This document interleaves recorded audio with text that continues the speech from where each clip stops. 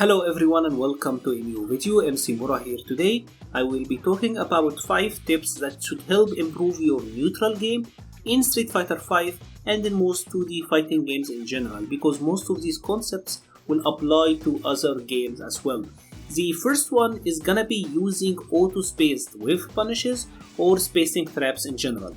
Let's here check out the sequence like what Cody is gonna do. He's gonna do his standing heavy kick. Obviously this is -4 on block. Then Cody is gonna buffer his standing light kick. This have to be spaced. If say Ryu is up close, obviously Ryu here get to punish it with his standing light kick. But the spaced one, if Ryu try to take back his turn, this happen. The standing light kick from Ryu actually whiffs and then Cody gets to whiff punish him, right? Let's say Ryu's gonna try to take back his turn with a crouching medium punch. He gets punished. Let's say he tried to take it with a standing medium. He gets punished. The idea here is that Cody is perfectly spacing his standing heavy kick so that the follow-up light kick will whiff punish Ryu if he tries to take back their turn. Now, does it mean that Ryu have no options? No. Ryu actually does have a couple of really strong options. He can do something like the standing medium kick, and this will beat Cody's standing light kick. He also can use the standing heavy punch and get the crush counter. So Ryu have options. However, you have to understand that if you got your opponent to commit to slower, heavier options, to simply use or to simply have more range, you can set up a whiff punish as well. Like for example, here Cody is gonna do the same exact thing, delay his next button and go for a crouching medium punch, and this will whiff punish Ryu if he tried to attempt this, right? Auto-spaced whiff punishes or spacing traps in general are very powerful. You can see some examples like Cody. Let me now show you an example of doing it in a block string. So let's now check out how this can be applied in a block string. Poison is gonna do a block string and then we will try to take back our turn. Here Poison will do crouching medium into standing medium punch into light punch avant line. This is actually unsafe. If Ryu does his sweep, he can punish the avant line on block.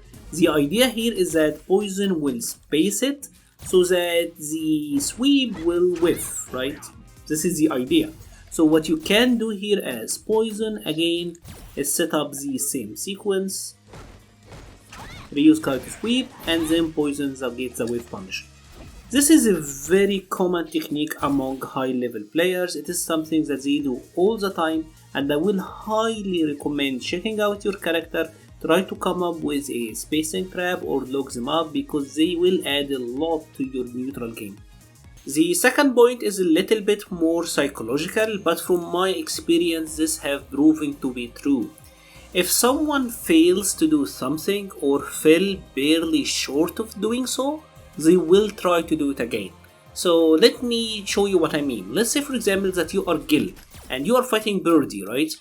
Let's say here that Birdie tried to bullhorn through the fireball, but he fell barely short, right? Like something like that. Like the spacing betrayed him or he just barely missed that.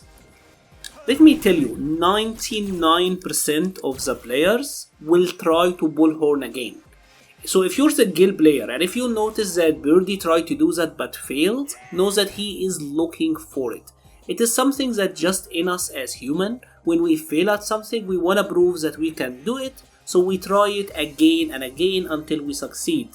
So this is just a psychological tip. Maybe if you are the Gil and notice that Birdie is trying desperately to do that, next time you actually bait him into it and then you can get a punish. It's a tiny detail, but from my experience, this is something that has proven to work, so check it out for yourself. Pay close attention to what your opponent's trying to do, and if they fail something, know that they are looking for it and they are trying their hardest to land it. So for the upcoming 3 tips, I feel all of them apply to a matchup like the one we have at our hands now, something like Ken versus Guile. Let's check out a sequence like the one I'm gonna show you. It's very common, gonna happen all the time. Guile is gonna throw light punch boom and then he's gonna throw a heavy boom. The idea here is that if you happen to block this and try to jump, the flash kick will anti-air you. So if you happen to block the first boom, you can jump the second one, right? So the concept here that you have to realize is that neutral jumping against fireballs is very important, because you get to disrupt your opponent's fireball traps and their fireball rhythm.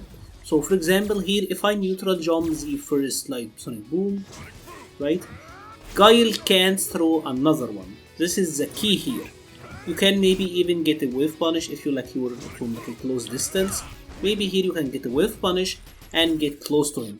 Street Fighter V have fireball limiters for the most part. There are few exceptions, but for the most part, characters can't have multiple fireballs at the same time on screen. Guile can't have two separate sonic booms regularly at the same time on screen. Obviously there are some exceptions with his V-triggers, but regularly he can't. So it is pretty important in a situation like that to just neutral jump, because you make the projectile stay on the screen longer, and that will kinda deny Guile from the ability to do another sonic boom. At least you will get a little bit of real estate on the screen, get to walk a little bit further forward and approach the opponent. This is very important when you are fighting against characters like Guile and Sagat. And the next step, and this again is one of these psychological things that are really important to note, is that when you are fighting against a character like Guile, and you're Ken, right? So Guile is more solid as a character, right? The matchup is difficult. If you try to play the honest to god neutral whiff punish poke, playing as clean as possible, that's totally perfectly fine, as long as you have more skill than the opponent. If you as the Ken are not as skillful as the Guile, you will never win.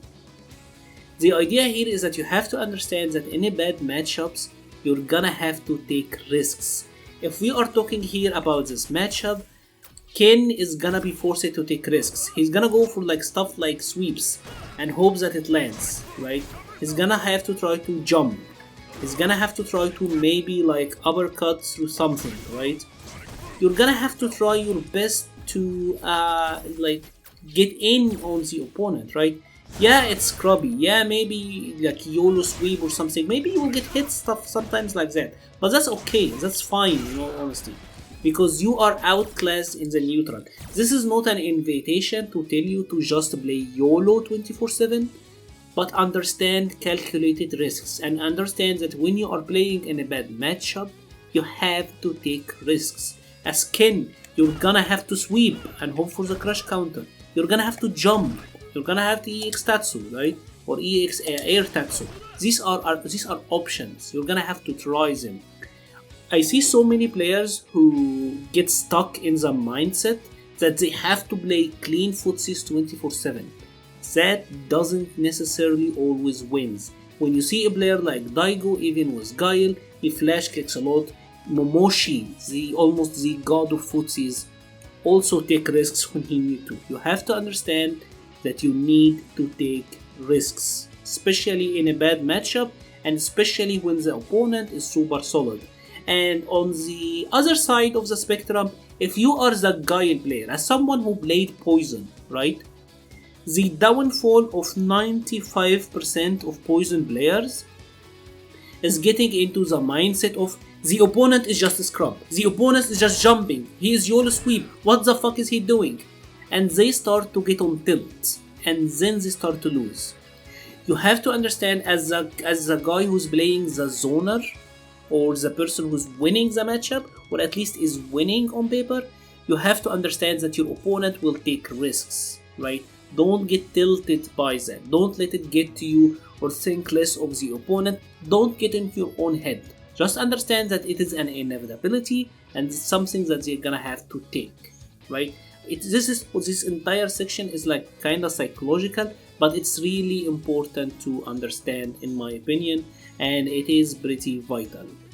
And finally, the other thing that I wanted to talk about is how to stay active in the neutral. A lot of players, like I said, will try to play the just wait there and I'm gonna wait for my opponent to do something.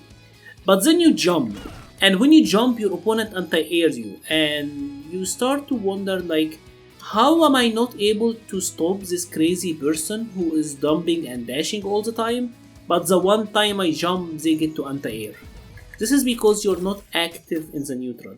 Let me show you an example. Like here, for example, Guile is gonna do a sequence, and tell me if something like that never happened to you, right? Like he's gonna be doing a couple of stuff like that, then he'll dash up and throw. And you're almost guaranteed to eat that dash up throw. Sometimes you'll eat a dash up upside down kick, right? You were not ready for the dash. And the reason you were not ready for the dash is that Guile was occupying the space with fireballs. He did the Sobat once. He gave you multiple options to think about. If you are just sitting there holding down back and then the one time you jumped, your opponent will easily react to it because you haven't presented them with another options for them to worry about or consider. So in a matchup like this, as Ken for example, try to fireball, try to look up for whiff punishes, maybe dash, maybe walk backwards, maybe throw an EX Hadouken every now and then. Present your opponent with options, stay active. Recently I have put out a video where I was playing Oro and I was playing against this Mika, and honestly it's a perfect representation of everything I just said. I will be leaving a link in the card above. But in that matchup, you will see that I was playing super passive, and that led the guy to basically steamroll me, right? I wasn't able to jump in on him, he was able to dash, jump, do whatever he wanted because he presented multiple options. It's called the mental stack for the most part. And that is pretty much it for today's video. Please let me know if you have found any of these tips useful. I will be leaving a link to the Patreon page and the Discord server page in the description below. Thank you very much for watching and stay safe.